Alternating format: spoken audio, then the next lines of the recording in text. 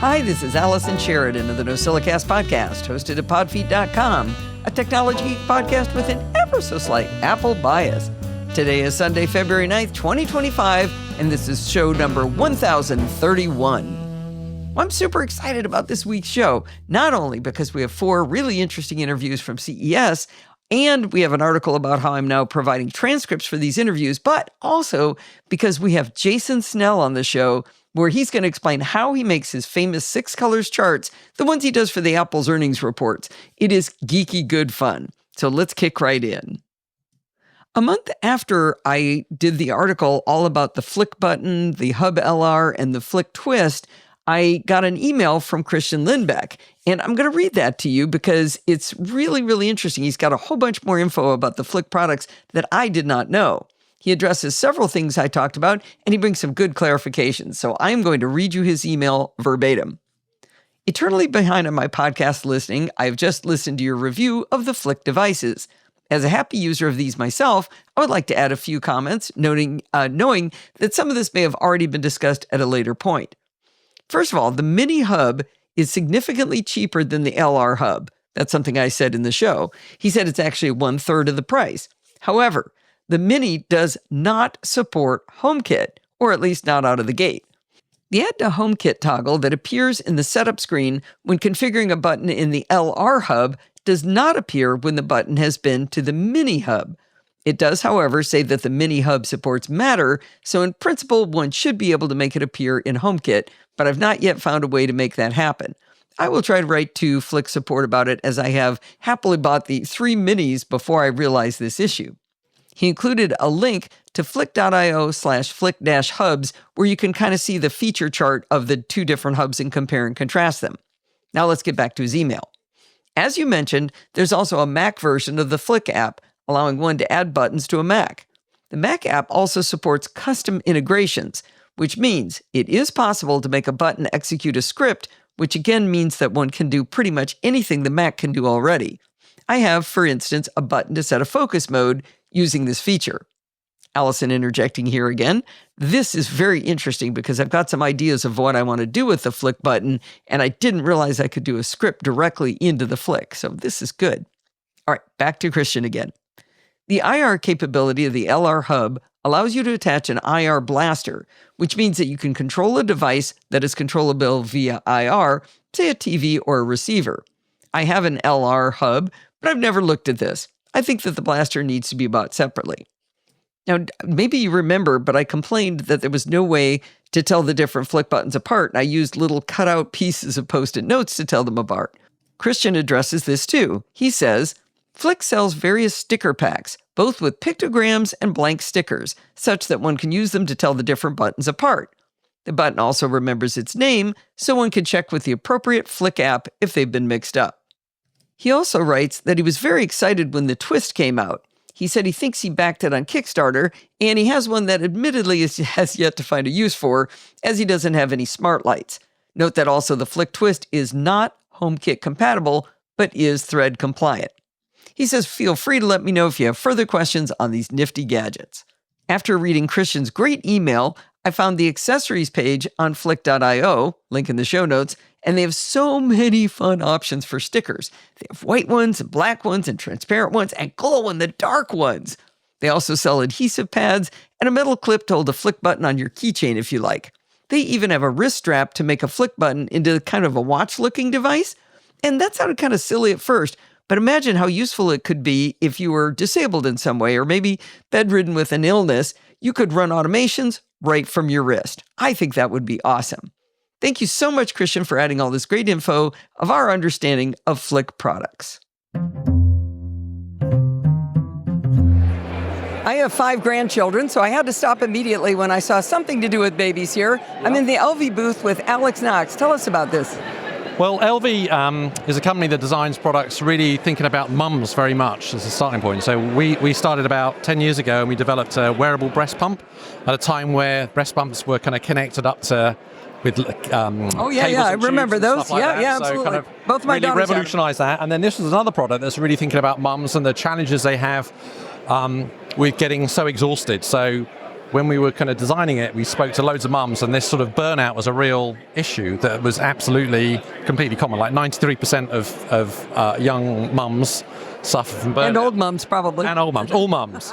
So we were thinking, well, how can we do something about that? And doing something to help with baby sleep is a way of giving mums a little bit more time to look after themselves, gives them some rest. So we've developed this lovely bouncer, and it's quite smart because you can, baby can kind of bounce it and you can use it manually, or you can program it to do the bounce that you want. Just set the bounce you want like that. And it just keeps doing it. So you hit a setting and then you bounced it the way you wanted it, and then it's repeating that. Going, and it's connected, so I've got a little app that I can load up on my phone.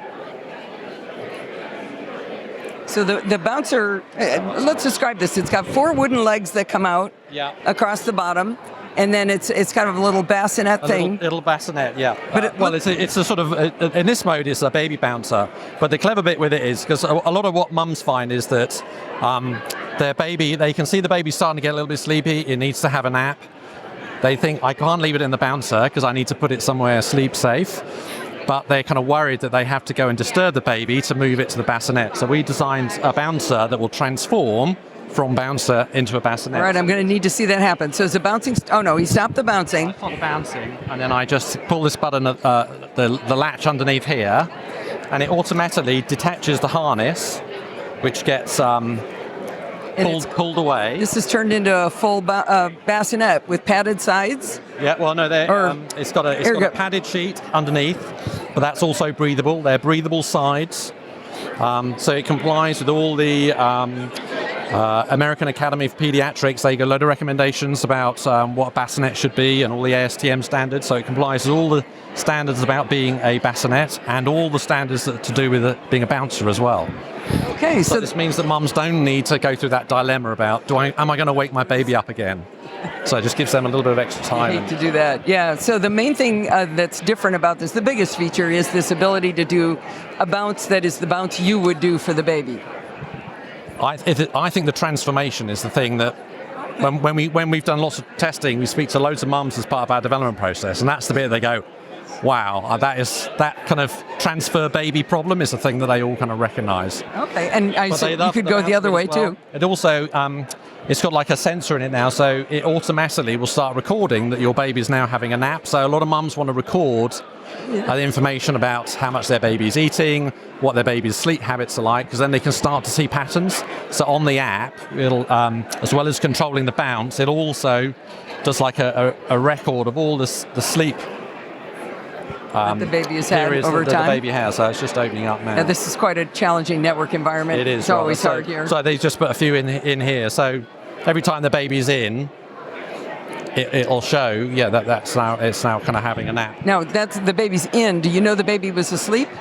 Well, you can go in. It starts off just like the best baby's there, and then you have to click on it, and you can maybe say convert that to sleep. So you can adjust it if the baby only slept for. It didn't sleep for half an hour. It's not actually doing minutes. Sleep monitoring, though. It's just sensing its occupancy detecting at the moment. Okay. Yeah, that's great. But it does allow you then to, if you look at it over time, you can start to build up the sort of patterns and stuff, so you can see this is when the baby's likely to want to take a nap and stuff like that. So you get a bit more kind of understanding of how the sleep is developing in the baby, because it constantly changes, doesn't it, with little ones, as you know. That's for sure. So the product is called Elvie. And is that correct? The product's called Rise, Elvie Rise, and it's going to be launching very soon. Well, launching here, it's going to be for sale very soon. Okay, and do you have a price point on the Elvie Rise? Yeah, $799. All right, very good. And where would people go to find Elvie Rise? The PR person's going to answer the question. Where do we go to get Elvie Rise? Oh, well, you can go to the Elvie site, and we'll also have some other distributors. But check out the Elvie website. Spell it for us. Let me get you that. Yeah, it's ELVIE, Elvie Rise. At Elvie Rise or elvierise.com. Oh, yeah, sorry, yeah, elvierise.com. No, it's just elvie.com, isn't it, here in the US? Okay, that's... Sorry, I come over from the UK. Got a long road to go. Okay, lv.com. Very good. Yeah. Thank you very much. It's a pleasure. Very nice to speak to you. All right, well, that was fun. But now let's take a sharp turn from baby stuff to beehives. When you're walking down the aisle and you see somebody wearing a beekeeper suit, you know you got to stop and find out what they're doing. I'm here with Pascal Brunner from Lifehive. Yes, hello. We have developed a solution for beekeepers, and we help them to control a parasite called varroa mite, which is the most deadly parasite. And we do this by applying heat instead of chemicals. Okay, I don't know anything about beekeeping. You have something that looks kind of a honeycomb and it's in a wood case, and I know nothing else. Yeah, exactly. So inside of this frame, we have a heating element embedded right in the foundation, and we heat up for 3 hours to 42 degrees centigrade, which is 108 degrees Fahrenheit. And this is like an in-floor heating for the bee brood, which kills the mites while the bees survive. So is this fake honeycomb and you don't put honeycomb in here? No, this is you put this one into your hives. This is how beekeepers work. Okay, so yeah, like I said, I know nothing about beekeeping. I've seen people like pull hives out and rescue the bees, that kind of a thing, but I'm seeing... Do the bees build wax on top of it? Yes. The bees build wax on that. Yeah, exactly. The bees, they build up their cells right on top of here, and then they breed their baby bees in those cells. So this is how beekeeping is done at the moment industrially as well. Oh, I see. Yeah. So why is it not naturally that they live in heated environments? You would think that if heat helps kill those parasites, it has no other side effects to the bees? No, there are no side effects. I mean, the bees, they control the hive climate very strictly. So normally it's always like at 35 to 35.5 degrees. So they keep it very narrow. And they regulate it, so if it's too cold, they warm it up. If it's too hot, they start ventilating. The beekeepers do? No, the bees. The bees themselves? The bees themselves. They control the temperature? Yeah, exactly. Yeah. Wow. But with our treatments, we do a short-term treatment to 42 degrees centigrade, just on that frame, which helps killing this parasite while keeping the bees alive. Wow, and they're okay with that little bit hotter temperature? Yeah, they are absolutely fine with that. That's fascinating. So how do you sell this product? We're selling this to beekeepers, and we're launching on Kickstarter by the end of February 25. Very good. And if people want to learn more about Lifehive, where would they go? To lifehive.io. Lifehive.io. And do you know, Steve wants to know how this is powered. It's all solar powered. So we have a battery and a solar panel per hive, so that they can work on remote areas or in somewhere out in the fields where you don't have grid access. Very good. This is really cool. I don't know anything about what this should cost, but do you have an idea of a price point? Yeah, MSRP will be $799, and with the Kickstarter campaign, you can get it at 30% discounted at $549. So do you buy a hive, or not just this one piece? The full hive, including solar and battery, is all together, sold as one kit. Oh, that's way better than just this one piece then. Now I get it. yeah, exactly. You got it. All right, thank you very much. This was really interesting. Thank you, Pascal. All right, thank you, likewise.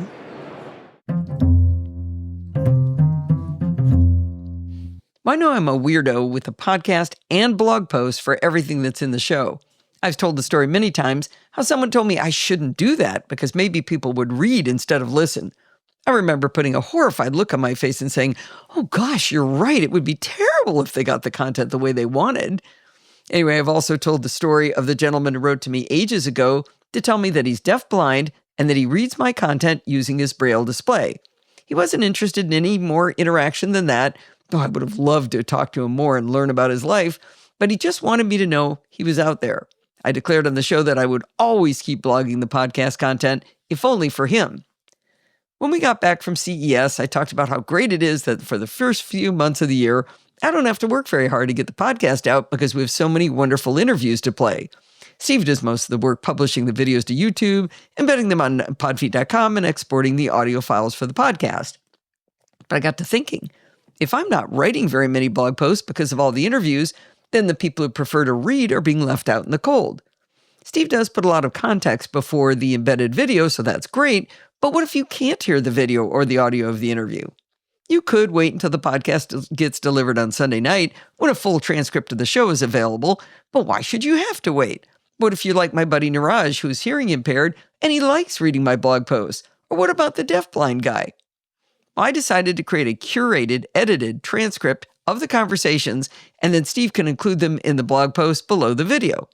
I started with Mac Whisper by the lovely Jordy Bruin. Once I got a good process going with Mac Whisper to make the transcripts, I realized it could also make really good closed captions for the video as well. I'll get into the details of how all this works, but let's just back up a little bit first. Steve imports the raw audio file into Final Cut, and then he tops and tails it with the intro and outro graphics and music. Then he adds a lower third to show the name and title of the person I'm interviewing. He exports the audio as an uncompressed AIFF, and he saves it to my desktop so I can play it for the NosillaCast. That part doesn't have the top and tail music.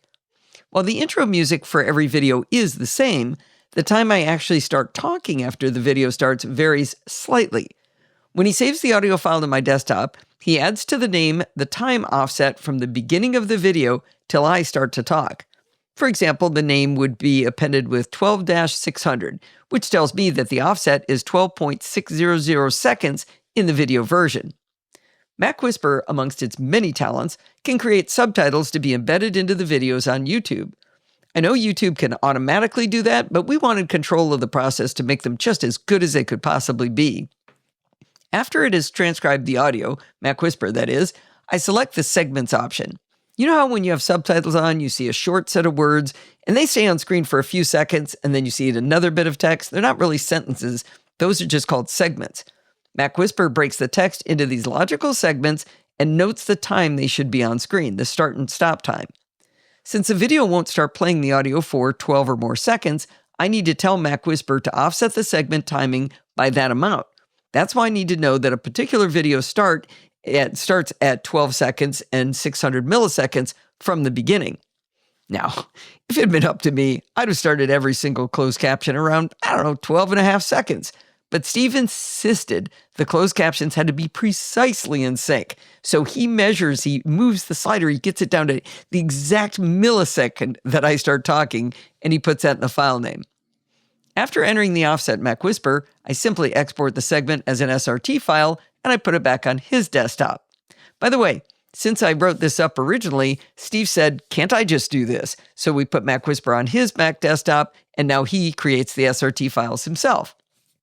Armed with the captions, he can now upload the video and the SRT files to YouTube, write up the video description while I go work on the transcript for the people who want to read instead of listen. Creating the SRT file for a 3 to 7 minute video takes a minute or two for Mac Whisper to first do the transcription, and then just seconds for me or Steve to put in the offset and export to SRT. Easy peasy, as Niraj always says. While generating the closed captions is a cakewalk, the transcripts are quite a bit more work. We don't want segments like we do for the video. We want full paragraphs whenever each person is talking. When I switch to the transcript section in Mac Whisper, there's an option to combine segments into sentences with the click of a button. I still need to combine the sentences into paragraphs, but before that, I have to have names for each sentence, who's talking. If you have a stereo file that you can separate into 2 separate mono files, you can upload them to Mac Whisper using their beta podcast feature, and Mac Whisper will attempt to automatically separate the transcript by voice and assign names to who's talking. Unfortunately, for CES, we only recorded mono, so that's not possible. It also is a beta feature, like I said, and I did do some tests, and it kind of scrambled the words. Like it would have one person talking before they actually spoke. So it's not quite ready for prime time. All right, back in the Mac Whisper interface, you can add speaker names, and it saves them for future use.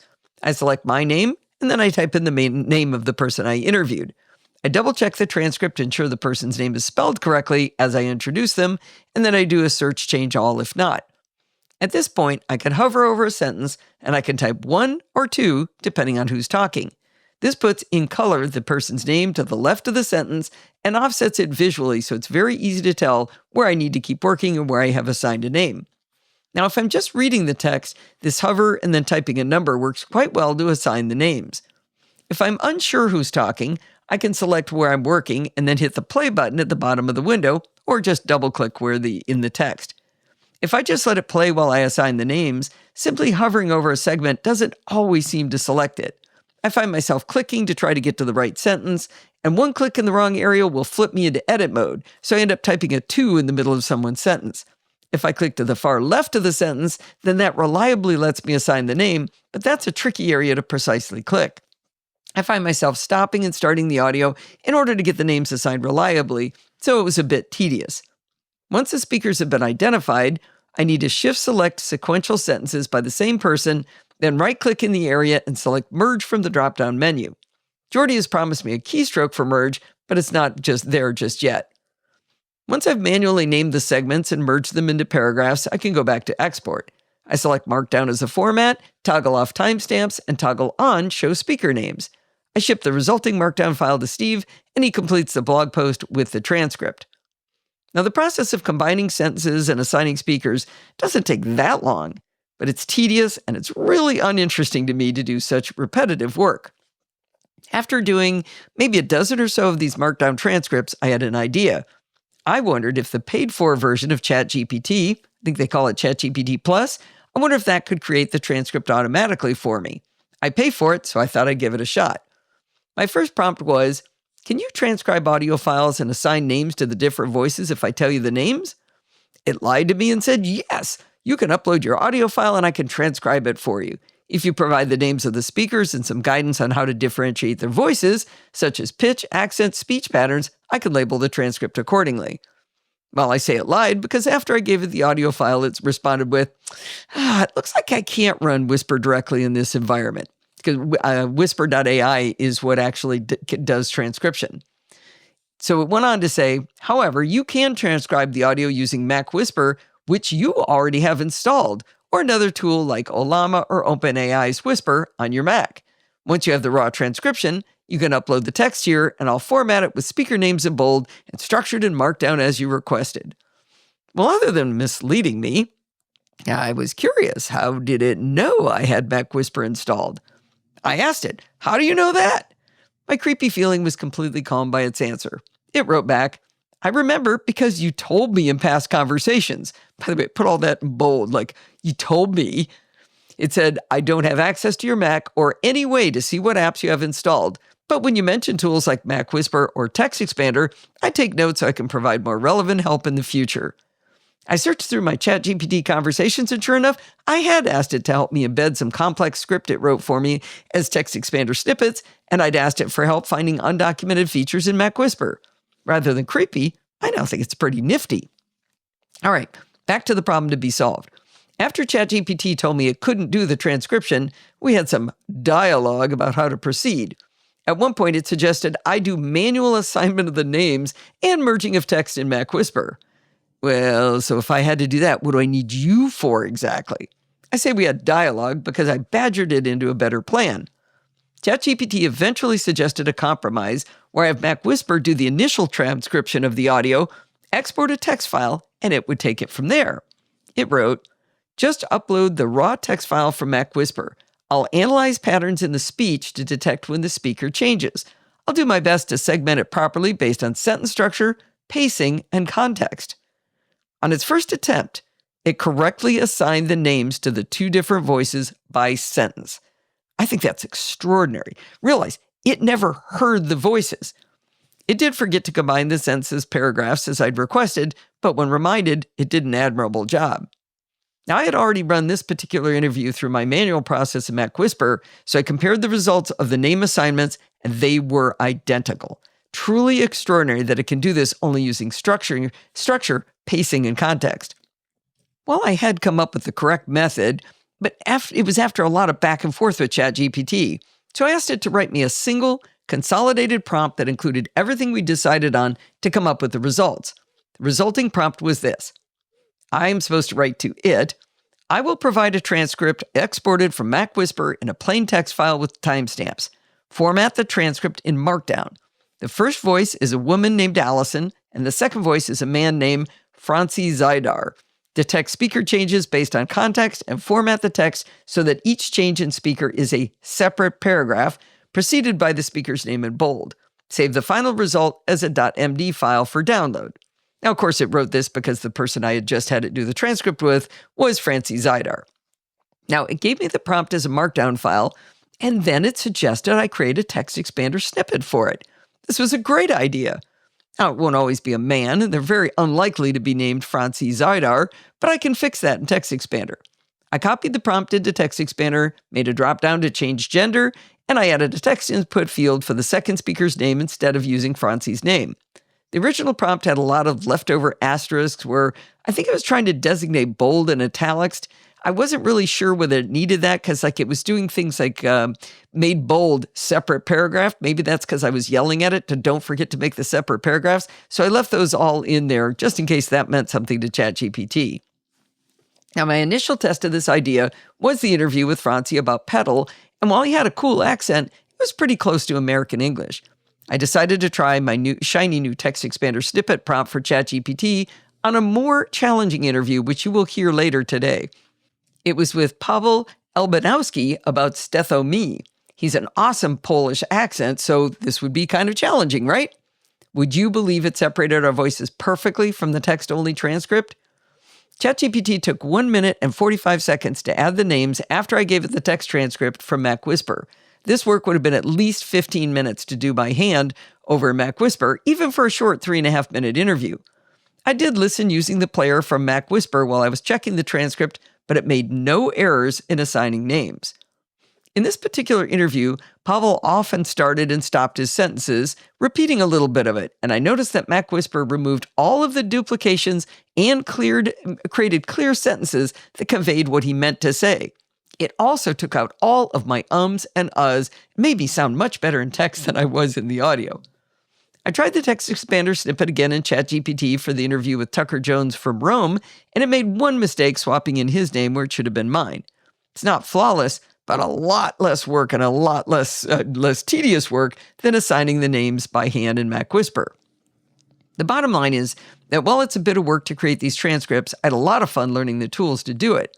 I especially enjoyed learning how to automate even more of the process. MacWhisper is really great at doing the initial transcription, and it does it all locally on my machine, so it's not burning half a coal mine every time I run it. Jordy and Ian on support are very responsive to my many, many questions over the last week or two, and that's awesome. Like I said, I had a lot of questions. After I'd put the transcripts on a few of the videos, I asked my hearing-impaired buddy Niraj what he thought. He told me I could quote his response. He said, "Oh, for sure, the transcripts of the interviews are absolute gold." But wait, this just in. I discovered days after the information I gave you that I can automatically create the transcripts with speaker names all within MacWhisper itself. Let me explain how I discovered this. I have MacWhisper on both my MacBook Air and my MacBook Pro, and the app was acting very differently on the two machines, and the interface looked different. On my MacBook Air, after I dragged in an audio file, it would create and display the transcription just as I've described. From there, I could massage it in all these different ways. But on my MacBook Pro, I saw a very different interface, one with colorful buttons saying things like summarize and separate speakers. I confirmed that I was running the same version on both Macs. On the MacBook Pro, I thought, hey, that button to separate speakers sounded nifty, so I pushed it. I was very surprised to be confronted by a message telling me I don't have access to the GPT-4o model.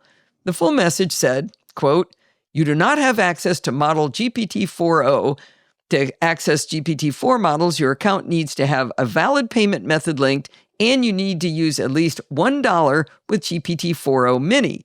Check this page for more information," and it gave me a URL. This was very confusing to me because in MacWhisper's settings, you can put in your API key for ChatGPT Plus, which I'd already done. I pay $20 a month for ChatGPT Plus, as I said, so I know I've met the money requirement too. I wrote to Jordy and he explained the problem. He said to use the ChatGPT features, you will need to add your own OpenAI API key. That API key also needs to have a valid payment method linked to it. Note that this is not the same as ChatGPT Plus, the subscription. It's confusing, I know, and I've written OpenAI before about this. Well, that's a horse of a different color, isn't it? I ended up having to ask ChatGPT, how do I attach a credit card to my API key? And when I found the answer from ChatGPT, I authorized it for $5, which was the minimum. I unchecked the recurring expense part because I had no idea how much this was going to cost. I did not want to give OpenAI a blank check. Back in MacWhisper, I dragged in an audio file, typed in a prompt telling it the speaker names, and asked that it assign the names in bold and make it in markdown format. I then pushed the bright green button that said separate speakers, and it worked. Now, it didn't look like markdown format, and while manually copy and pasting that didn't work properly, I finally noticed a copy reply button on the right. Pasting that from that action did give me the lovely markdown formatting perfectly. Now, there's one other significant downside to using ChatGPT from within Mac Whisper. Unlike when using the standalone app, ChatGPT inside Mac Whisper doesn't appear to remember anything from prompt to prompt. Sort of like when you go to ChatGPT on your iPhone through Siri and it goes over and asks a question, and then the next time you ask a question, it doesn't remember. It's just like that. Now, this does force you to get better at writing your initial prompts, that's for sure. You might be asking yourself how much I got soaked by OpenAI on my API key account. After running one prompt that resulted in separated speakers, I raced over to billing on OpenAI, and to my delight, I discovered it cost me a grand total of 8 cents.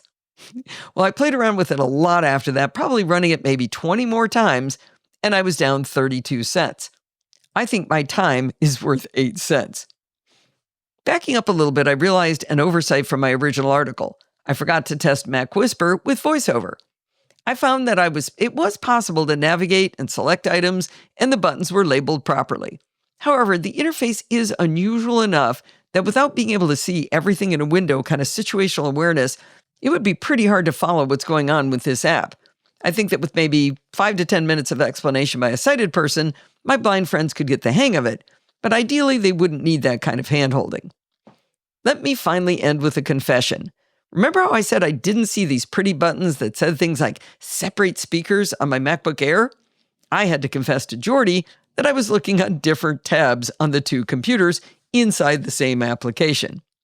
All right, the hopefully final bottom line is that I'm still getting the hang of using Mac Whisper and all of the cool things it does and trying to understand all of the different pieces of ChatGPT. Like I said, I'm having a lot of fun. I think I have now a pretty streamlined process to bring Niraj his transcripts.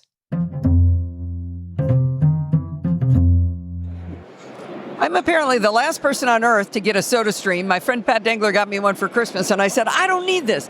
We go to the store and we buy little cans of sparkling water. I don't know what I need this for. And she said, try it. And I said, I don't want to try it. She said, try it. And I tried it, and I think it's the coolest thing on earth. So its whole job is to make soda water without having to go to the store and use up bottles and cans and all that. Is that right, Jason? Tucker Jones from Rome. That's right. Yeah. So we've taken kind of the approach of the SodaStream, and we've actually shrunken it down into a singular lid that actually works with a reusable water bottle.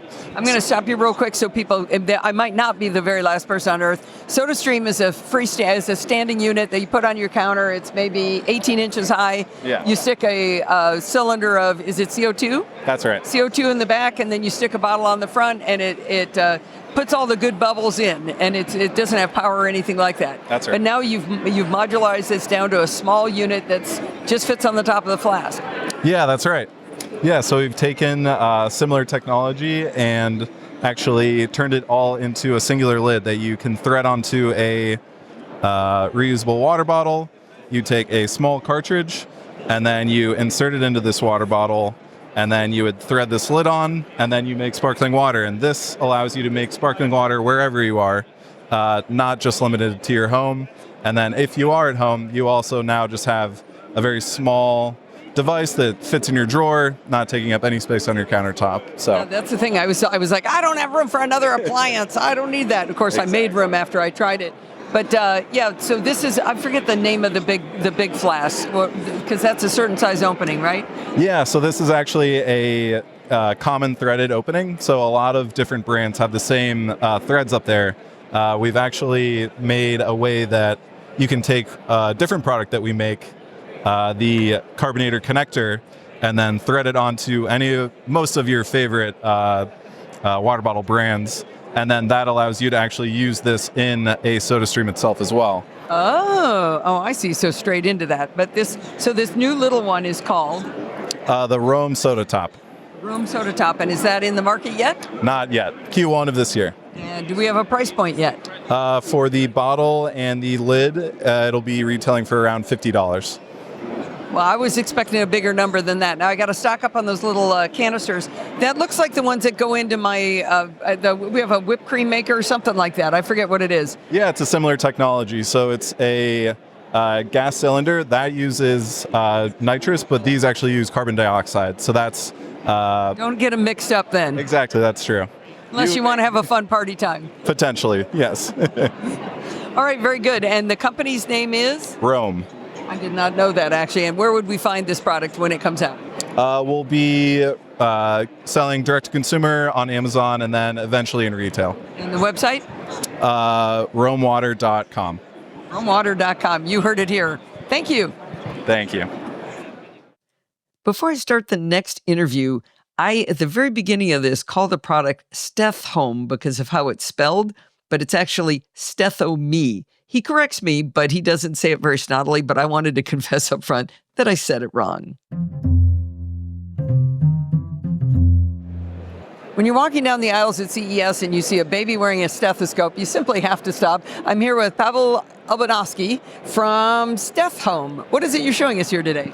StethoMe is electronic stethoscope for home use. So we are, with this solution, able to check, being at home, the first symptoms of the lung problems. You just have to put StethoMe on your chest while it's connected to the mobile application, and you are getting instant information whether there is a problem in your lungs or not. So let me describe what he's got on his hands, because we do audio-only podcast as well as the video. So it's a disc, it's maybe an inch tall, and it's a disc that he's just holding up against his chest, and it's got a little display, and that's going to be listening to your lungs. Yes, this is a set of microphones which allows you to record good quality audio for the further analysis in our AI algorithms in the cloud. So this connects to the to your phone, but then it's going to connect up to the internet and analyze what it's hearing? Yes. Is this a medical device? It is a medical device, Class 2A, certified in European Union, not yet in US. In 2025, we will be able to sell it in US. So that seems like a lot of information has to go into that. I mean, normally you have to have a doctor to do this. Yes, but our solution was designed and produced especially for those who need often go to a doctor's office. And with our solution, they can stay at home and check it regularly without each time connecting to a doctor's office. But if there is a problem, they can share the link with the report to a doctor's and do the full remote consultation and full remote diagnosis of the lung problems. So if you've got asthma, for example, and things are getting bad, you'd be able to record that essentially and get it to your doctor. Yes, the biggest value we are giving for the asthma patient, for the chronic disease management, because they need it on an everyday basis, and this solution supports such problems. Oh, that's fascinating. So is there anything else you need to show us? You want to show us anything on the app, or? No, in the application you are just connected to the device and record the data, and full analysis is going in the cloud, and the report contains information about what type of abnormalities were detected. So here we have this summary of the information, the red light. So there is a problem detected, but here we can see the full analysis of each point. So we are calculating and showing on the continuous scale the pathology problem of wheezes, rhonchi, coarse crackles, fine crackles, to let you and the doctor compare during the time the problem in your lungs, and doctors can listen to those sounds remotely, so like they're used to do it on the regular basis, on the regular visit, and our system annotate with the precision of 10 milliseconds in each pathology during the auscultation recording. Wow, so for those who can't see it, we just watched a display that's essentially like a frequency diagram, kind of, right? And over time, and it's showing little red spots and little peaks, and it's got scales for wheezes, rhonchi, coarse crackles, fine crackles, and he was able to play that back. So that is really interesting. So that sounds are characteristic for, as I mentioned, asthma, pneumonia, laryngitis, bronchitis, COPD, COVID. So all diseases, those chronic ones and those not chronic diseases connected to the lungs problem. That's why this solution helps both families especially families with kids without chronic diseases, but also patients with chronic diseases like asthma or COPD. Wow, that is fascinating. So the company is StethoMe? Yes, and the product is also StethoMe, because we are a company of one product. Oh, there you go. And would they find it at StethoMe.com? Very good. And so especially already in the European Union? We are selling it in European Union, in France, in UK and Poland. And how much does it cost? €149. Really? Holy cow. Is there a subscription service? It's a one-time fee for the device, and additional to this is a yearly subscription of €49. Yeah, that's not bad for your health to not go to the doctor, be able to send it in, get a prescription update maybe. That sounds really good. Well, thank you very much, Pavel. This is very, very interesting. Thank you very much. Well, there's a lot of ways to help the show, not the least of which is sending in content like the awesome update Christian gave us on Flic. But if you don't have time to do all that work, I get that. Instead, you can be like George from Tulsa and go to podfeed.com/PayPal and donate from there to help the show. Whenever he's feeling whimsy, he even includes little poems in his PayPal messages. This latest one said, "Roses are red, violets are blue. This little poem is just for you." Now, poems aren't required, but they are a nice touch. I hope you'll be cool like George and Christian and find ways to support the show.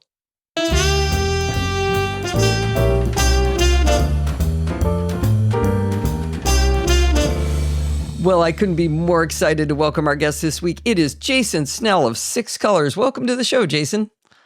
It's good to be here. Finally, I'm on a podcast. Hooray. No one ever asks, right? Well, if you've been on the internet before and you've heard of a little fruit company called Apple, then you've probably seen Jason's famous Six Colors charts on Apple's earnings calls. I asked Jason to come on today, not to talk about Apple's Q1 quarterly results, but rather how he creates these charts because, I'm a data nerd. I'm into it. How's that sound, Jason? I love it. Finally, somebody asking the hard-hitting questions about how charts and graphs are made on the internet. Well, you've been doing this for a long time. How long have your world-famous charts been out? Well, okay. So the truth is we were doing, and I was generating or working with people to generate charts about Apple financial results when I was at Macworld. So this has been at least, I would say, 15 years and maybe longer. Wow. That all just sort of like, it's been 10 years since I've been at Macworld. So that all just kind of fades away. I cannot remember, exactly what happened those last few years, but I'd say it's at least 15 years, maybe longer. And I actually inherited an Apple results spreadsheet that my old boss, Rick LePage, used to keep from way back in the Mac Week days. So I because he had historical data that was very helpful to also have. But obviously, when I came over to Six Colors, which started in September of 2014, I needed to make a new charting template, right? Because I obviously had made a charting template that was ugly, and then my art director, Rob Schultz at Macworld, made a different one that was prettier, and that I think, for all I know, they still use it. So then I go on my own, and I'm like, okay, the data is all public data. Data is not a problem. The charts should be original. And so I built in numbers a bunch of charts based on the theme of the site, which is Six Colors, the Apple 6-color rainbow from back in the day. And so I decided I would build them and also color code them using the Apple rainbow colors as my cue, which is why they are so very rainbow. And not sort of what I think all the Macworld ones were blue because that was the color of the Macworld logo, but Six Colors ones are many colors. So a long time, and this particular spreadsheet has certainly been around since 2014. So do you have all the historical data all the way back? I mean, how far back does it go? At this point, I have a separate spreadsheet called historical data that has a lot of it is annual, not quarterly, and they've changed a bunch of stuff, including their accounting. So you can't. It's not really useful to compare across all that distance. I'm just looking now. My spreadsheet now goes back to Q1 of 2011. So that's 14 years of quarterly data in my spreadsheet. But you show the last 5 rolling quarters, right? Or years. Last 4 quarters. I show a smaller section of years. How many is that actually? That's it's 5, I think you're right. I think it's 5. Yeah. Counting because it starts in Q right now it shows Q2 2020 to Q1 2025. Yeah. Okay. So that's it. Yeah, this and I just slide that number. I don't, because I could have them all the way back to 2011, and it's not. I sometimes will card out the historical data, but mostly I'm trying to sort of say, yeah, what's been happening in the last 5 years. That's great. That's kind of that's a little bit of an artsy fartsy decision, right? Because you could be, well, I have all the data. I've got to show all the data. And then it doesn't look like information anymore. The problem with charts and graphs is that there is an artsy fartsy element to it, as you just said. And there is also a numbers nerd element to it. And they are sometimes in agreement and they are sometimes in deep conflict, because let me tell you, when I started doing these charts, I heard from a lot of people who were asking me for why is it like this? You should do it like this. Some of those people were friendly. Some of those people were not friendly. I do know some people who are very good at and think a lot about charts, like Kieran Healy, who's a professor at Duke, who's a statistics professor, and he has consulted with me a little bit about some of this. Dr. Drang, who is a pseudonym for a gentleman who is an engineer, did a lot of graphs and charts and still does in retirement. And he and I talked about what my charts would be. And I guess everybody else who complained is more or less tired of it. So they've stopped. But I did have to progress it. And I want them to impart information that's useful for people. The whole point of doing charts and graphs is to use your visual sense to understand numbers in a way that maybe your brain, some people understand numbers in their brain, and that's great, but a lot of people really want to see like, oh, it went from this size to this size and it's going up or it's going down, and that's really helpful. So you want to impart that information, and there's two aspects to it. And there's the artsy fartsy aspect of it, which is I kind of want it to look nice, and I kind of want it to not just be gray and boring and drab. At the same time, though, there is that number nerd part of it, which is I do want the information it's imparting to be accurate and not misunderstood. And so, those are the conflicts that go on when you're building any kind of a chart or graph system. I think that's a perfect lay-in for, remember when they first allowed us in Excel to make 3D bar graphs? And you basically got no information when you looked at them because it was too distracting to see that other dimension. You can use the artsy-fartsy stuff to make it completely unintelligible.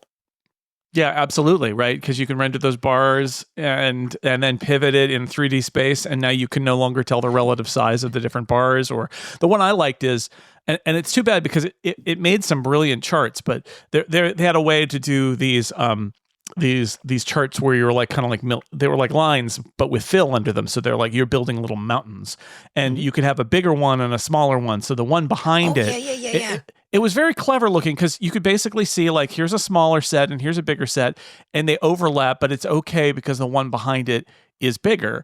And I always laugh because sometimes you do those graphs and then a quarter comes along or a period comes along and the one in the back goes below, and now you can't see it anymore. And it's like, that's why that's not the best graph to do. But it's a challenge, and I'm not trained in any of this, and so I've had to kind of like find my way and also rely on the advice of friends. Yeah, that's great. Well, they definitely are. I find them really easy to read, easy to see, and before I get too far into this, how do you gather the numbers? I mean, you don't type them out as the CFO talks, right? So at 1:30 p.m. on the designated day, once every 3 months, that they do warn you about a month in advance, Apple puts out a PDF at a guessable. It's actually a guessable URL, but you just have to sit there and keep hitting reload until it appears, or until you get the press release or whatever. Like, there are places on their website where you can find that data. The numbers get posted at 1:30 p.m. Pacific on that given day. I have written some scripts, some shortcuts that try to pull the numbers out of the PDF, but the PDF layout does change over time. So I try that, and I need to do it again because it failed this time. I try to do this thing where I can right-click on the PDF and say, put this on the clipboard, and it just puts it on the clipboard, and I paste it into my spreadsheet. Half the time that works. The other half of the time, I just put I open the PDF in preview on the left side, and I have numbers on the right side, or maybe it's the other way around, and I will just input the numbers in. Oh, you look at them. You won't copy, paste, copy, paste, copy, paste? You can't. I mean, you could. I find it more because time is of the essence there. Sort of, I Right. definitely feel the time pressure. I find it more useful to see both, so I can see the number and type it, than to move my pointer, the cursor, back and forth, click, Right, select in a right. PDF, which is kind of hard to select from, and then paste and do that over and over again. I think it's actually easier for me. And so think about me. I grew up using computers, first a Commodore PET and then an Apple II that had you just type in programs in BASIC. And the computer magazines of the era, what they would do is they would just print the code in the magazine, and then you just type it in. And as a result, I learned to type real fast. I learned to touch type in my own special system because I was looking at the code on the page and I needed to get it right, and I couldn't look at my fingers. And I got really good at typing in stuff like numbers, because especially in BASIC, there are lots of line numbers and there's lots of data statements that would happen at the end of the program where there was just a long string of numbers separated by commas that you'd have to put in. I got really good at that. So for me, I do orient because one of the things that's in their PDF is it's this quarter and the year ago quarter. And so I can orient a little bit where I can make sure that I'm in the right row by looking back a year at that number. Is that number the number over there? Yes, it is. Well, then this is the right place to start. And then I'll go boop, boop, boop, boop, boop, and I'll put them all down there. Have I typed something wrong before and had to rebuild my charts? Yes, but usually not. And I would love to get a more robust system that could extract that number. I mean, if I could automate that process, I would. I keep trying. One day, maybe I'll succeed. I'm guessing that you're an extended keyboard nine keypad person for the numbers. No, I Really? have because I had an Apple II and I didn't have So you're I using never the had numbers across the top. a number pad. I just use the numbers across the top. And in fact, to this day, as a mechanical keyboard enthusiast, my favorite keyboard style is, I think, is a 75. It's basically or a 65. The really small ones with no number. I don't like, honestly, ergonomically, as a right-hander.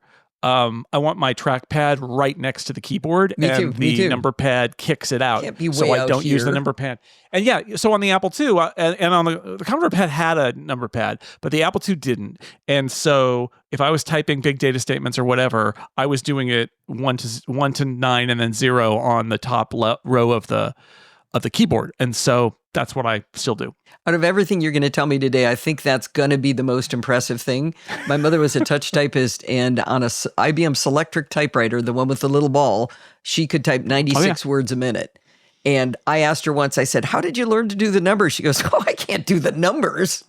Yeah, the numbers are hard. It's true. We had that. My dad's office had an IBM Selectric with the ball, and if you wanted to do italics, you could take the Roman ball off and put the italic ball. Oh, on, yeah. Then you type italics, and then you take it off, and it was. She was so excited when that came out because the regular one with the little arms that went up and down, it was too slow for her. She would jam it up. She couldn't type as fast. When the Selectric came out, man, that was downtown. I'm trying to remember I was watching a TV show, just saw a Selectric typewriter in the trailer. They were showing one typing.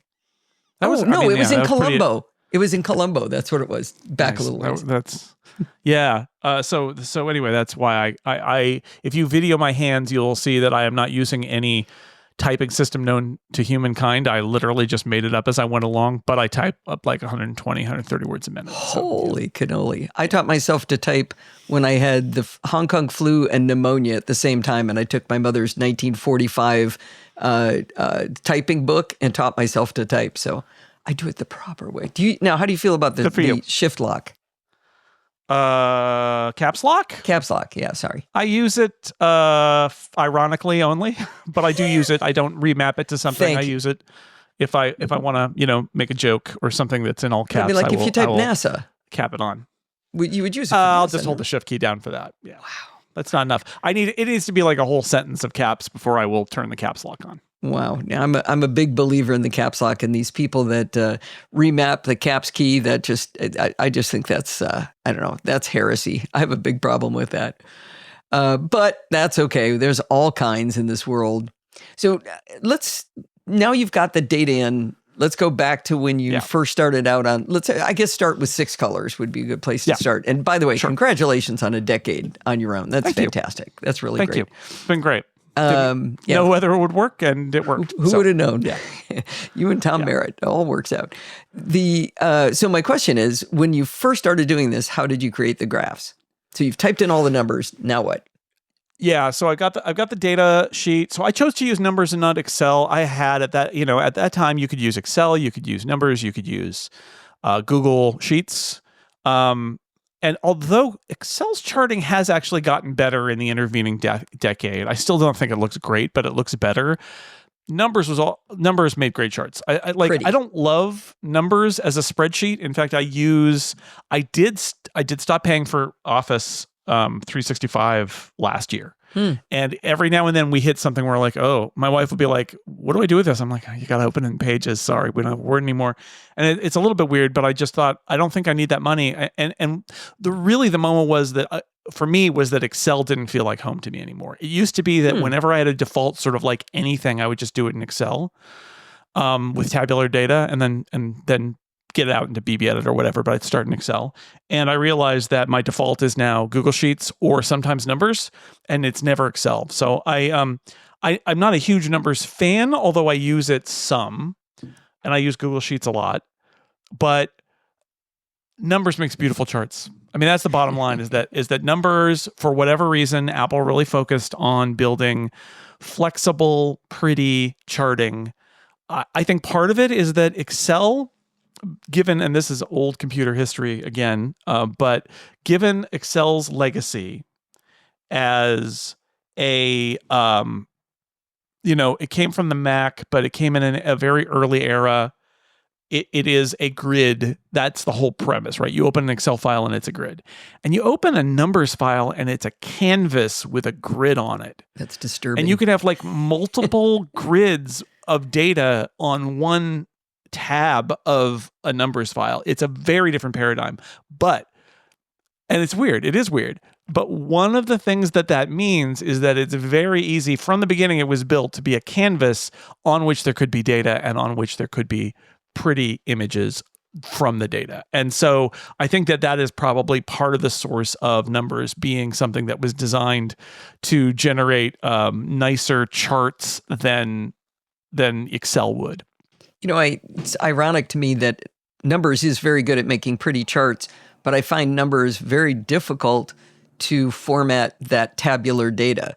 I've got I was just fighting with it yesterday where I wanted a dark black border around these 4 cells, these 4 cells, these 4 cells.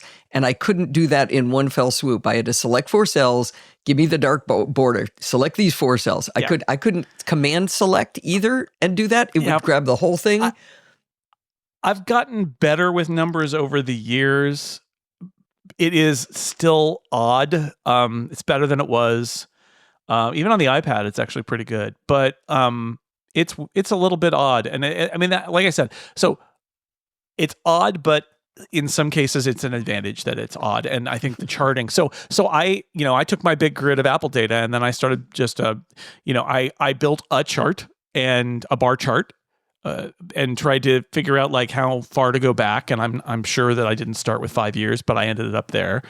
I chose the colors for the product categories based on the colors in the Apple rainbow. So Mac is blue and iPad is yellow. Services is purple. Mac is green. Mac is green. Mac is green. iPhone is blue. Right. iPad is yellow. And services is purple, and then Apple revenue is the color of money, and wearables is red. So I picked those, and wearables used to be other, and I'm not even sure if I used to do charts of it, but I had to at some point add those in. So I think you said they could do one more product category. Yeah, and it would be orange, which is so close to yellow that I'd really rather that they didn't. But if they did, that would be what we would do. But I did choose sort of like a dark green color of money for the overall Apple revenue. And sometimes people ask, why is it green? And my answer is money is why. And so I built one and, messed with the fonts. And over the years, we redesigned the site a couple years in and used a single font everywhere. So we decided we would make that Proxima Nova. We would make, I decided Proxima Nova would go everywhere since that was the font for the site. There was a whole period where people like Dr. Drang wrote to me and said, on seasonal businesses like Apple's, the bars are sometimes detrimental to understanding overall trends because they're seasonal. And what you could do is try to chart a 4 quarter rolling average of that, which actually kind of makes sense, right? Because it really is like, how are they doing in the last 4 quarters?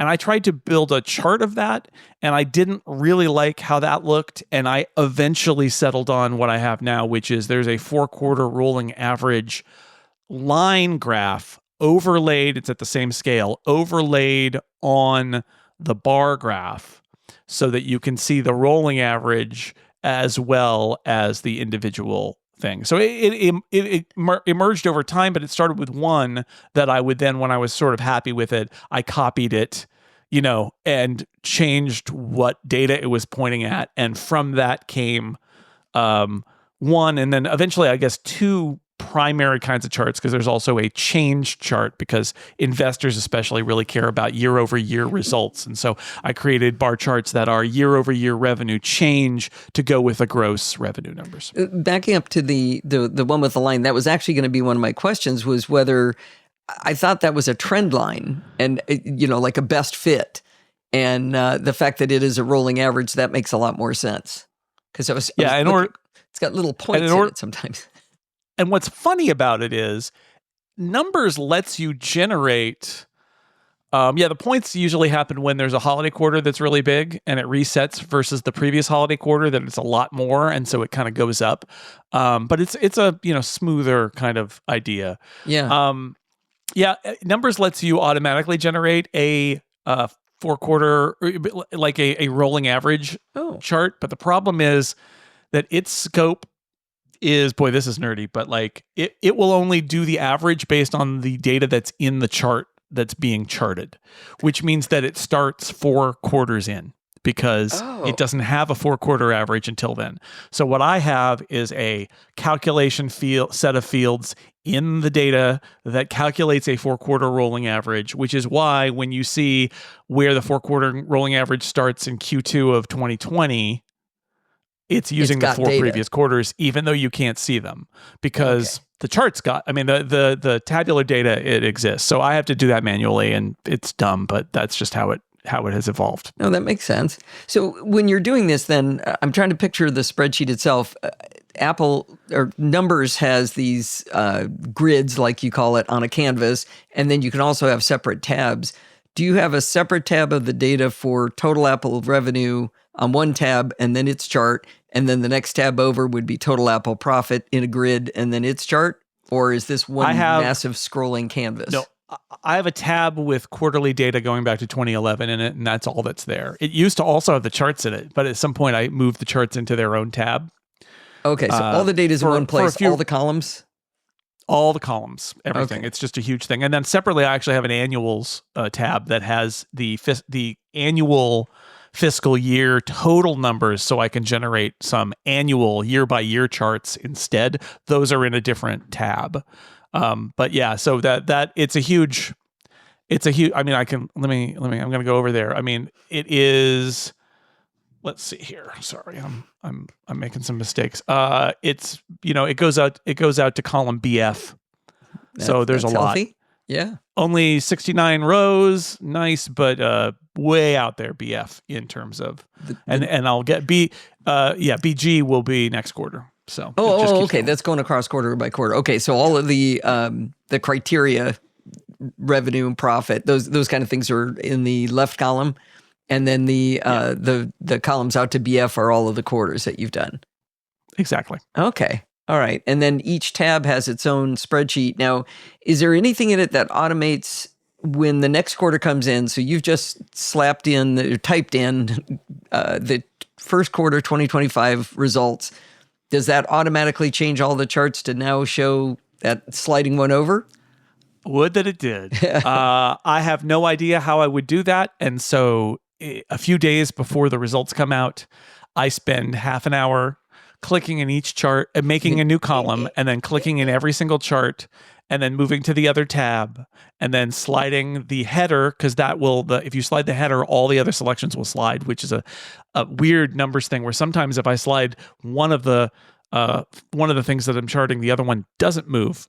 And so they get offset. So the header row that is there for the labels actually will move all the data too, which is just a weird quirk. So I will do that every single one of those charts It's super repetitive. It's really annoying, and I have no idea how to automate that. So that's a manual thing. That, and I search and replace the date, right? So it'll say whatever, November 30th, or I guess October 30th, 31st, 2024, and I'll do a search and replace to January 30th, 2025. That's all the prep that I do for that and I used to have to do more of it. I do have to, on the day, I have to make sure that my, because I set the height of the data and the chart manually. And so like, sometimes they have a huge record quarter and I actually have to reset the top because the top needs to be higher than it was before. Yeah. So I have to do those in the moment. And then I have a couple of charts where there are text labels that are riding along with the data that sometimes if the data changes a lot, I need to move them a little bit to get them to be in the right place that they're readable.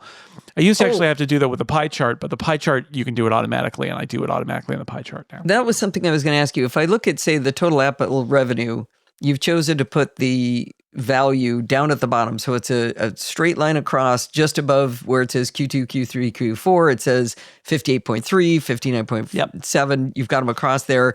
I love the white text on the dark background. Beautiful. Looks great.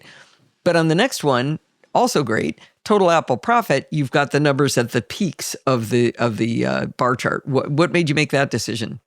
I don't think there was a decision there, Allison. I think that literally I just put them there and it's inconsistent and I should fix it for next time. Oh, no. Well, which one's right? Because I want it to be consistent and I also want it to be more readable. And I think you could argue either way. I think having the numbers at the bottom means you can read them across. I think having to read the numbers at the tops of the bars, you have to go kind of up and down and up and down and up and down, and it's a little bit annoying. But I could see arguments for either one, but I have generally settled on having them at the bottom. Yeah, the bottom is pleasing and aesthetically. Mm-hmm. I do like that I can There's no reason. I can just read the peaks though. That's kind of a neat feature on that particular chart. But yes, I do expect that to be fixed by the next time. I'm on it. You're actually making a note on it, aren't you? I'm doing it right now. I want my own version. So let's see. You also had to make decisions on where it's white text versus black text, like year over year total revenue change. You were starting to talk about that one. And I think that's a really valuable chart because just looking at the revenue numbers, it's just sort of like numbers all over the place, these peaks and valleys and quarter to quarter. But when you look at the revenue change, that has a lot of information because you can see when it's down and when it's up. Yeah. Yeah, it's an important thing in financial terms to see the change over time because you could end up seeing, I know, and then we're talking about derivatives basically, but it's like... When you said derivatives, I was so happy. I was listening to you and Dan talking about when you said derivatives to explain what a derivative is to people who didn't study calculus. I took a year of college calculus in 1988, 89, so I've forgotten it all. But derivatives, the idea there is that you're measuring the change and the change over time. The rate of change, yeah. And it is exactly. So in other words, when financial types will say things like Apple is like, let's say services revenue is slowing. What they usually mean is that the rate of growth of services revenue is slowing. And so you've got if you look at the services chart, the purple chart, it is almost always up. And you would say, wow, that's a great business. It's going great. But if you look at the year over year services revenue change, you will see that they used to go up 24, 27, 33, 26% per quarter year over year change. And then they went down to 12, 5, 6, 5, 8. So still growing, but the rate of change of the growth is slowing down. The rate of change of growth is slowing down. And that is, right? So the growth is still happening. It's just growing slower. And it's very important for Wall Street people. And I think that it frustrates a lot of people who don't think about it that way. But that's basically it. So you can you can make mistakes when you're trying to communicate this stuff where you start talking about down. And what you mean is that the growth is down, but the thing is still up. It's just not up by as much as you thought. And sometimes that can get frustrating for people who don't. Because what I do in a lot of my coverage is I don't own Apple stock it's not, I read about Apple. I can't own my Apple stock. That's my own policy. That was my employer's policy before that. I've never owned Apple stock. It might be in a I never mutual will own fund or Apple something, stock. but you don't buy It the might stock. be somewhere, but if it is, I don't know about it. And so I don't view the world that way. I really cover Apple to business stuff to think about the shape of Apple's business and why they make the decisions they make. If you're viewing it from the perspective of an investor, you have a completely different view of it. And that's fine. And I try to explain both to people. But that's why a lot of people who are really excited about Apple and Apple products will see like a record report come out of earnings and the stock will go down and they'll be like, why did they do that? That's so stupid. It's like, well, I can tell you why. It's because in the call and in the release, they did a projection of what their results are going to be next quarter, and it was less than the people who bought the stock thought it would be, and so the stock went down a little bit. That's it. It's a different kind of worldview. And the numbers, the revenue chart and the revenue change chart sort of reflect it. Also, I think it can be useful. I mean, right now we're talking a lot about Apple. Mark Gurman at Bloomberg has been reporting a lot about Apple trying to push into new areas in the wearables, home, and accessory space, specifically in smart home, and building new home products. And I think one of the ways you can understand why that would be the case is if you look at the year-over-year wearables revenue change, wearables, home, and accessories. Because it slowed down. For years it was growing. For years it was going double digits up, and then it was going single digits, and then it was all of a sudden it was actually going down by a little bit.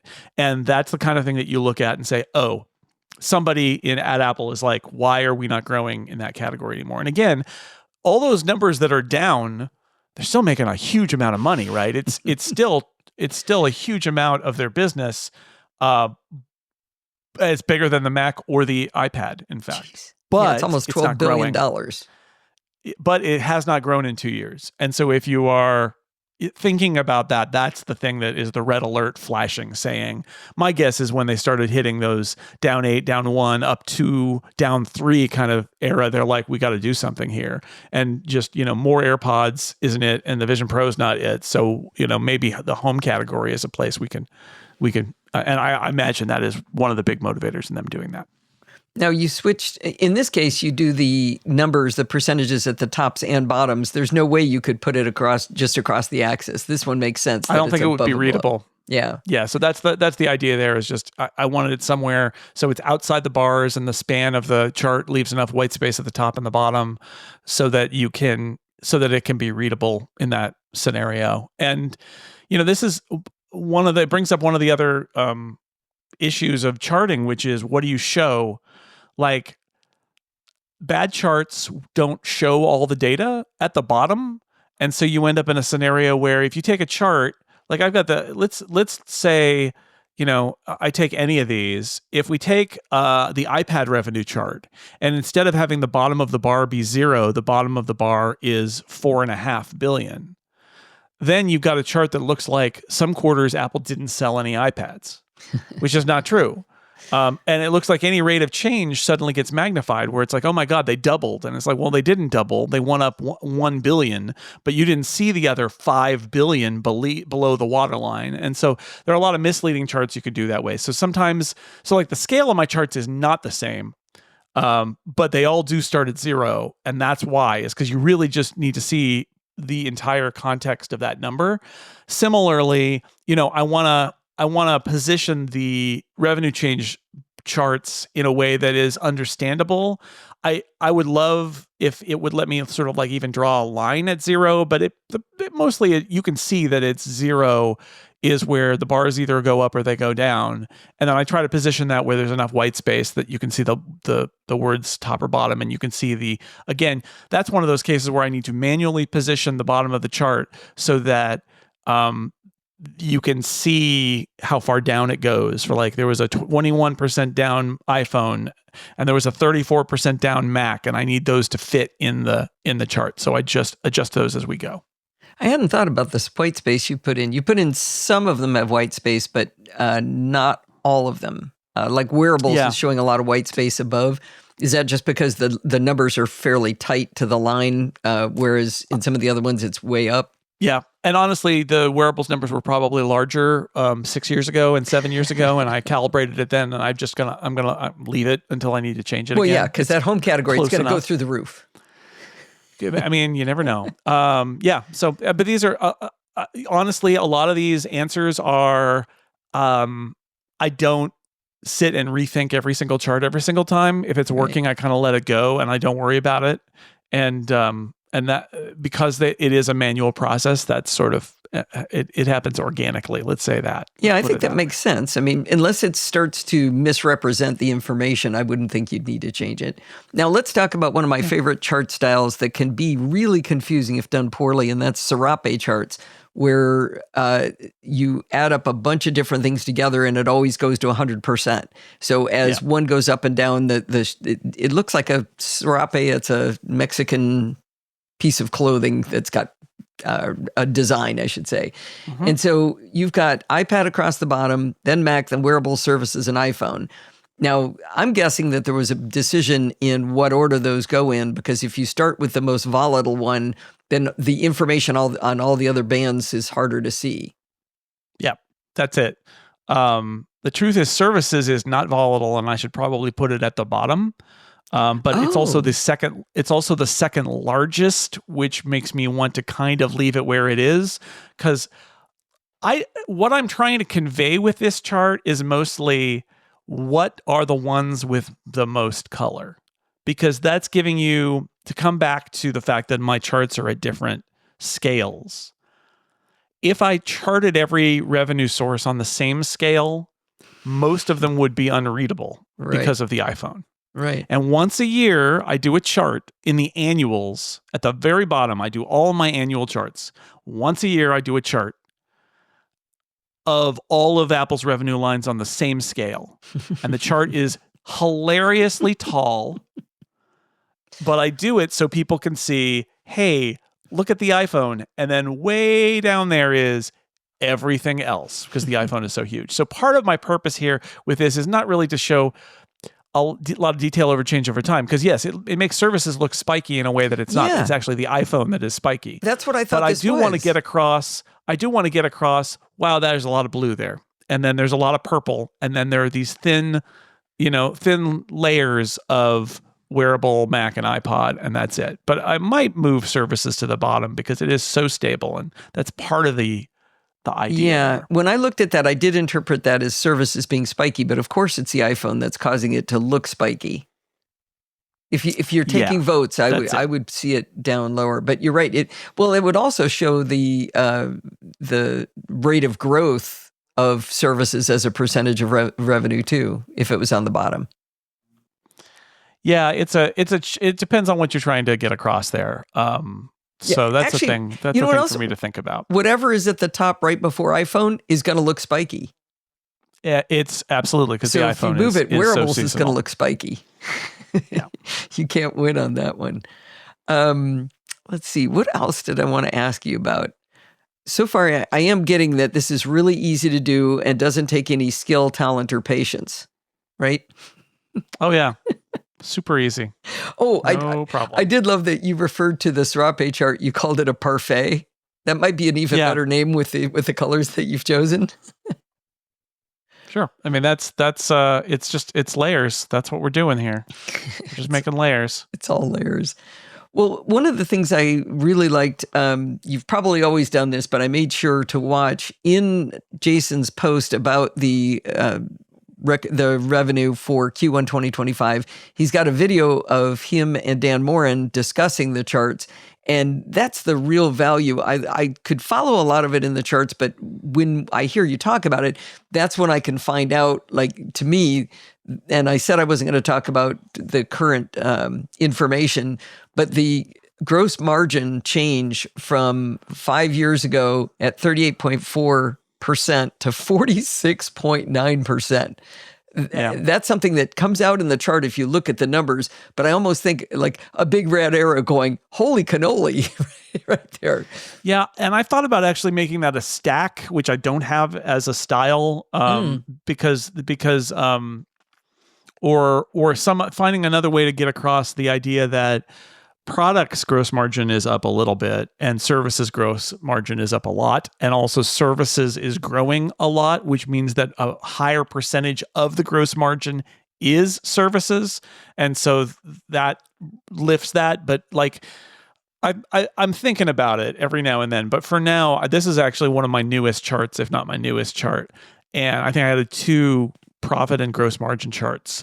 And it's an interesting thing to track, which is just, what's Apple's profit margin? And it's enormous. I mean, the company is almost making 50% profit on everything it does. And it's actually what it is it's more like 30-something% profit on its products and some ludicrous 70% or whatever on 80% on its services. It's a huge number. So yeah, I try to think about things that could be visualized that are in the data that I can get out. And every now and then I try something, and a lot of times it never sees the light of day because it's not anything Just worth monkeys. anything. But and like I said, this is one I'm actually grappling with because I realize that this chart is misleading in the sense that it could imply that all Apple's margins are up a lot, and that, like I said earlier, it's more complicated because it's mostly driven by the services margins. So I need to find a way to visualize that and present that in a different way. Yeah, I think one of the challenges is you're working with a company that changes the rules. I mean, first of all, let's just say 38% profit margin on product is banana pants. That's incredibly good. But knowing that services has gone up into the 70% kind of range is also, changing the rules. Because when you started doing this, services wasn't a big thing, right? So now all of a sudden the graph has to exist that didn't need to exist back then. A lot of things have changed. In fact, I wrote, there's a chart that I now generate because I wrote an article, I think 3 months ago, might have been 6 months ago, when one of these things happened, and it got some pickup. It was kind of interesting, and I approached it in a very kind of calm, analytical way. I knew that some people were going to freak out about it because that's the internet, but all I was observing is that one of these quarters, Apple's profits will derive more from services than products. And my question was, at what point does this change, if it does, change how we perceive Apple as a company, if they are actually making more profit from services than from the products they sell? Now, there's a lot of complicated thoughts there about the fact that the truth is the services revenue, you could pretend that it's unhinged from the products, but it's not true. Every bit of services revenue is coming from somebody who's bought and uses, at least one and maybe multiple Apple products. So it's really not like that. But still, I was thinking about it. And so I made a chart. I actually charted out profit over product and services to see if I could see what it was looking like. And the answer is, on those big spiky iPhone holiday quarters, it's nowhere near. But in the third quarter of last year, third fiscal quarter, when I wrote this article, that's when it was. They came really close together. Wow. And I have this chart now so that I can observe when that, if it ever crosses over, the total profit coming from services instead of product. One of my favorite things. So sometimes I chart because I'm thinking about it. There was a period in there where I challenged myself, and for about a year, I did a chart every week of something. I called it Fun with Charts. I would sit down on a Friday afternoon, and I would think, what chart am I going to make? And some of them were good, and some of them were super dumb. But it was an interesting exercise to do that. That is really fun. I think that's why I know you're my people, because to me, working in a spreadsheet and charting things to some extent gives you information that you don't see when you just look at the numbers. I got to ask you, are you a pivot table fan? No, and in fact, I'm not. I am not a data wonk at all. And I don't feel truly comfortable in a spreadsheet. I know how to drive them, but I am one of those people for whom staring at the numbers does not impart information. And so I feel like it is necessary to find ways to visualize it so that people can understand what is going on. But that's how I approach it. I look at that in the same vein, but the pivot table gets me to a spot where I can then chart it and see what it means. So for example, I was playing with, there's some data available from the US government where you can download everything there is to know about everything about electric vehicles, like charging stations for like, what are they for light duty trucks? Are they for buses? Are they for what kind of vehicles? What companies have which chargers? How many? It's this massive data set. So if you download it, you can't learn anything. But if you do a pivot table on it, you can say, okay, what if I restricted it by this and this and this? Could I get a data set that then now I could graph it and see what it means? I take the top 10 in this category and then make a graph of that. And then I could see what it means. For me, it helps when there's too much information to be able to make a good chart. And that's where it kind of jumps out. So I think pivot tables are the bomb.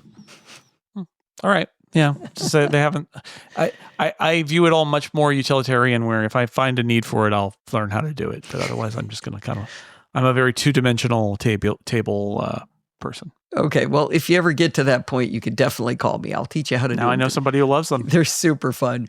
Well, I got to say, your 6 colors charts are a international treasure. And if people wanted to learn more about them, they would go to 6colors.com. I'll have a link in the show notes directly to the latest ones with the video with Dan Moore. And is there anything else you'd want people to know, follow you online, anything like that, or just read everything you write? Yeah, I mean, that's great. 6colors.com links to everything I want. There is one thing that we have not talked about. Oh.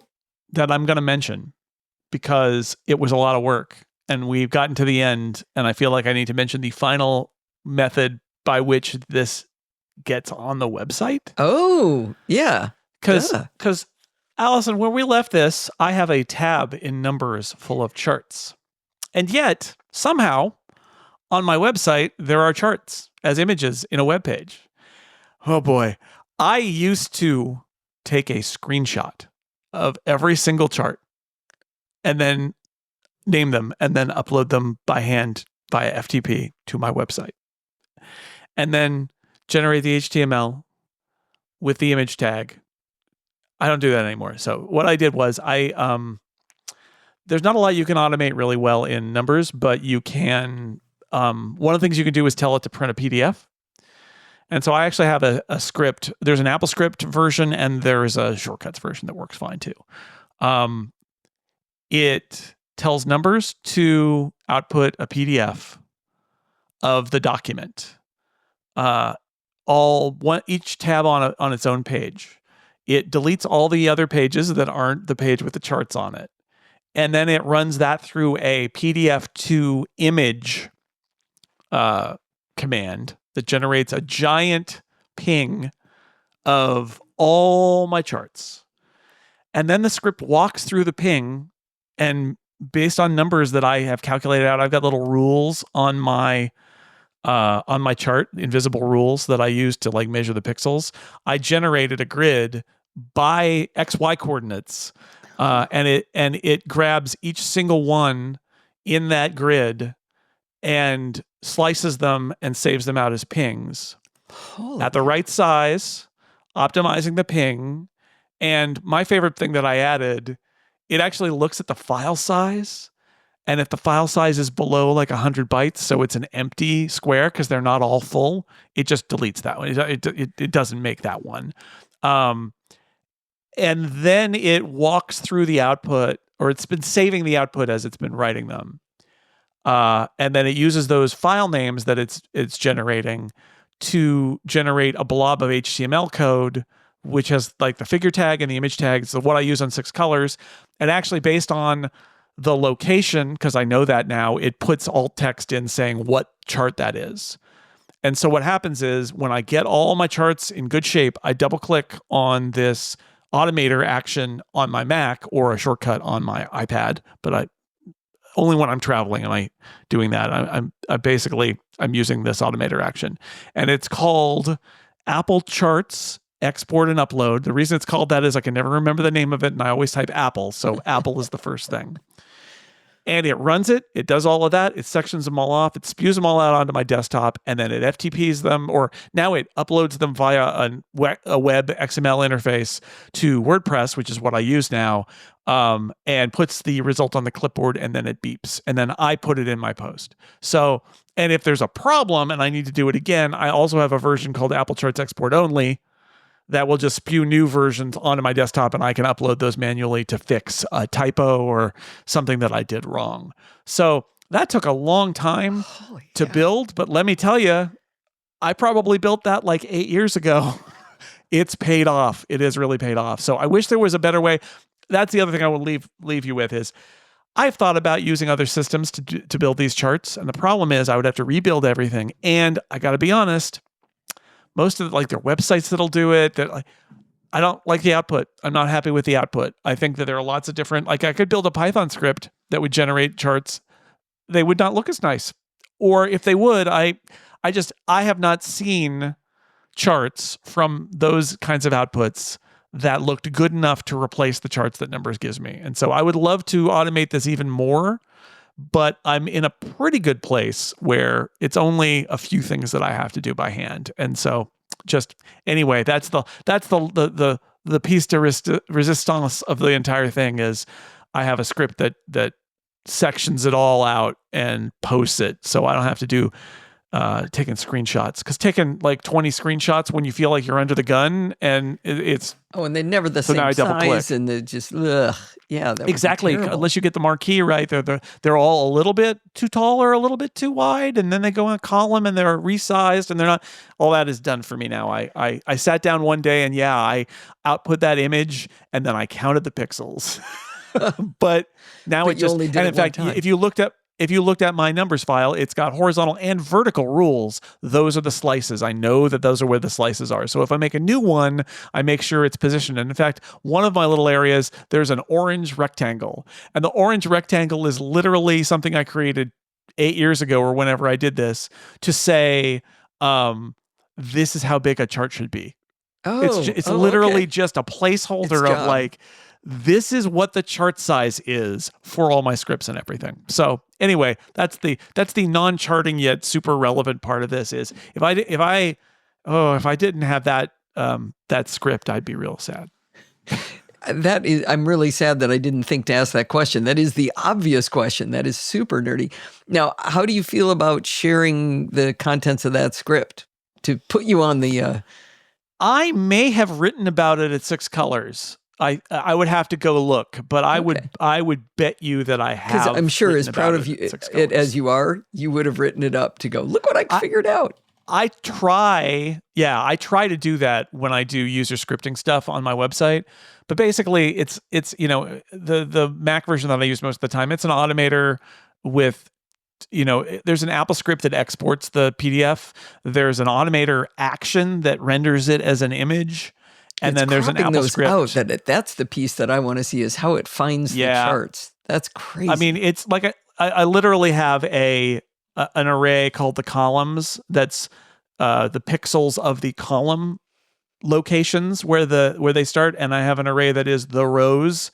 That is the pixel of where the rows start, and then it just repeats through those arrays as X and Y coordinates and slices them all out. No, you can't worry that anybody would steal this because theirs would never look like yours, so it wouldn't work on anything else. But this is not the part. I mean, this is not the part that anybody would steal, and it's fine. I mean, I tend to post this stuff because I think you too may have a problem where you're like, how do I get things out of Numbers or whatever? And then the answer is, with great difficulty, but it can be done. But if you do it once, that is so nerdy. I love it. I wish there was a web-based tool. I wish there was something that was more accessible than a flat image, which, if you use a screen reader or something that's basically empty, you can't see it. Mm-hmm. I wish there was something that was like that also satisfied me in terms of the presentation, but I've never seen it. And every couple of years I look and I just shake my head and I go back to my charts. Well, they do look fantastic. And now I already said all those nice things at the end. Is there any place people should look beyond 6colors.com? I mean, I've got podcasts, Upgrade at relay.fm, and theincomparable.com is where my pop culture podcasts are. But if you go to 6colors.com/Jason, you can actually, that's a page with literally everything I do. Great. This is so much fun. I really appreciate you taking the time, and I enjoyed the heck out of learning all about the 6 Colors charts.